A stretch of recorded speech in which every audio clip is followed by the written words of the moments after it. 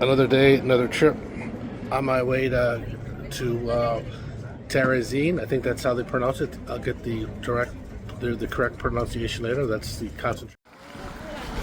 Terezin concentration camp today. You see two big symbols here. There is a cross for Christians, and there is a David Star, David. Most of the people here were here as political prisoners.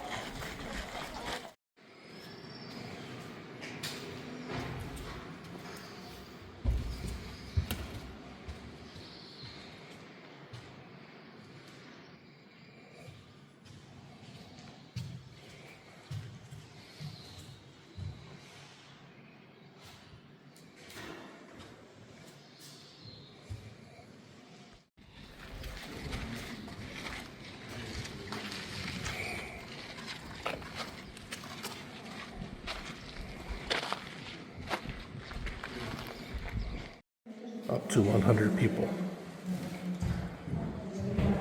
with one washroom, one toilet.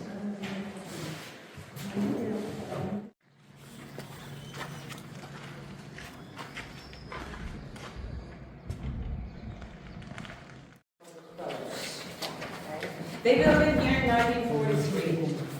How did it work then?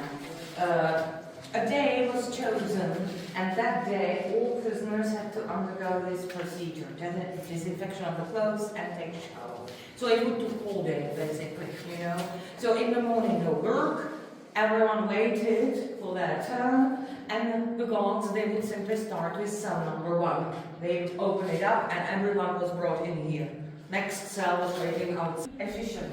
It took 3 minutes because they used steam, hot steam, killed all the parasites without no time.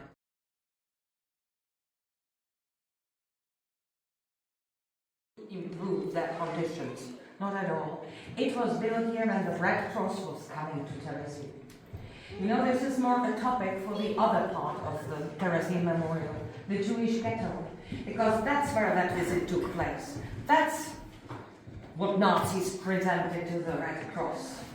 A small fortress was not interesting enough for the Red Cross, but since they were coming to the Jewish Ghetto, here they had prepared too with a couple of things. You never know, you know? And this was one of them, to be presented. The Red Cross never came to the small fortress, they never visited this.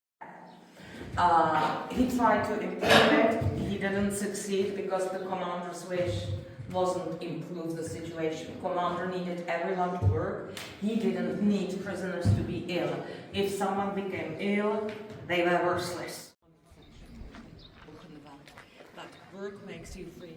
It's absurd, it's sarcastic, because Nazis used labor, slave labor, to eliminate hundreds of thousands of people during the war.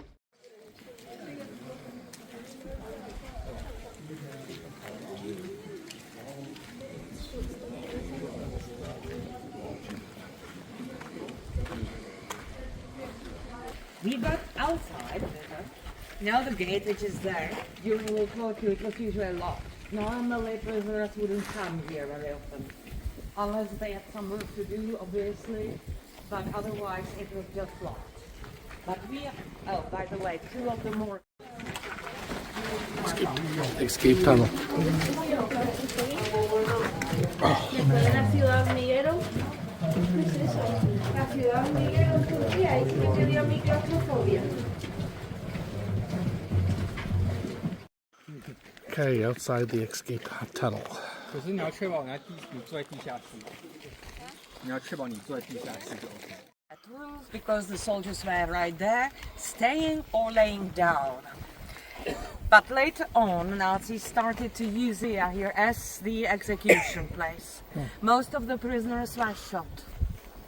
They had to be down there, and this is where the guards were standing, just opposite to a prisoner, you know. The very last execution took place here on May 2nd, 1945. It was 52 men and women who were shot here that day. That was the very last one. 3 days later, the guards escaped, you know. There was one of the morgues too, right there. Dead bodies were stored there before they would take them to the crematorium. And maybe you noticed, but there is a gallows too. Only we know nothing about it. The only information we have is they used it to hang 3 prisoners of war because they tried to escape. And then Swimming the pool. commander and 10 other main SS. guards with their families, they lived in this building. It's a long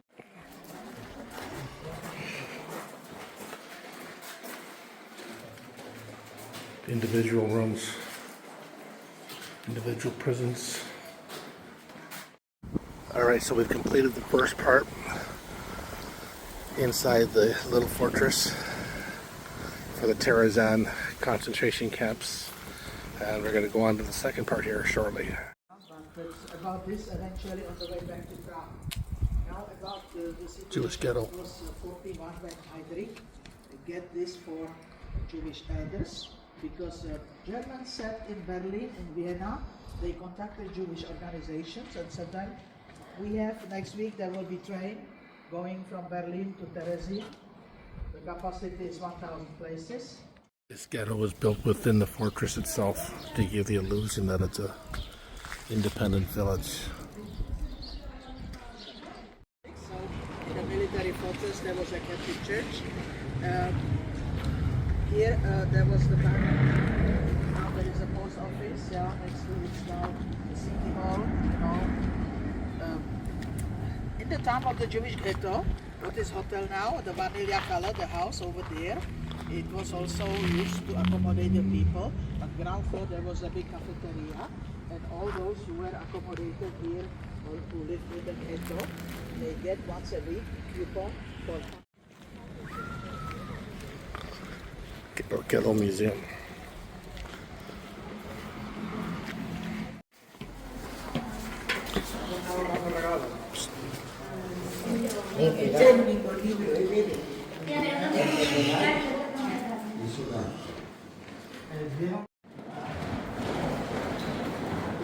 about 150,000 Jews who went through. Some were here, some 2 weeks, some were here for months. 150,000 went through the Jewish ghetto. Names you know why? Because Jews were first Germanized and only then emancipated. And this person, German names from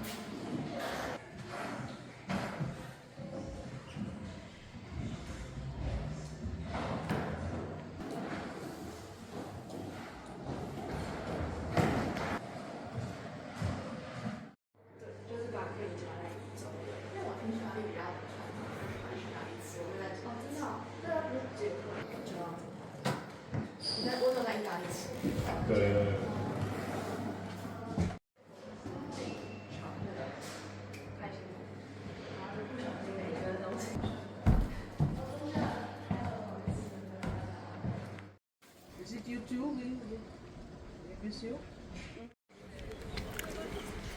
My understanding is this is supposed to represent the Star of David.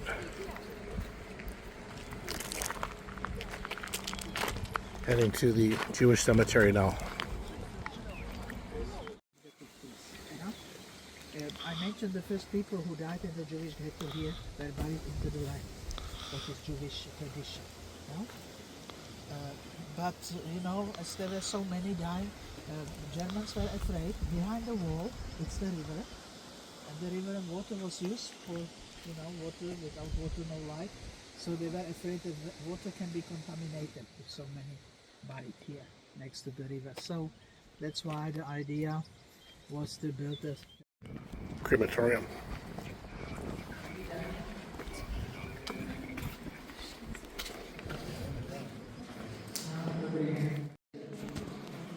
somewhere accommodated. This is hospital. Yeah. Here again the statistic, the reporting system. Here you have the age of the people, the age 80, 85, you know. Somebody died in the ghetto, needed 2 doctors to sign up the Todesschein. Todesschein needed to sign up what was the reason of the death. So Germans followed the law. Yeah? So the law, it was necessary. If the reason was not clear enough, they ordered autopsy. You will see the room. There was a policeman and doctor to do the autopsy. Yeah? So here you see the Todesschein and 2 doctors. You see, somebody died in the ghetto, 1 individual person, coffin. The body was brought here on the right hand, on the right leg, the name of the person. The coffin was put here. There are 4 oil-powered faster. So on the end here, loaded the body, the end, ashes, paper box, the name of the person, and promise, when it's after the war, we will do it better way. There was such a promise. The first paper boxes with the ashes were put over there. There was such a columbario, we say today, but at certain moment the capacity was very small. Then they took it, all the ashes, put into the river and make a space for a new. So today it's hard to say how many were really cremated. We have some books also in the foyer to see authentic books, because as I mentioned, it was all somehow reported. Yeah, how many, what day, how many, who cremated, how many bodies, and so on. This is the autopsy room.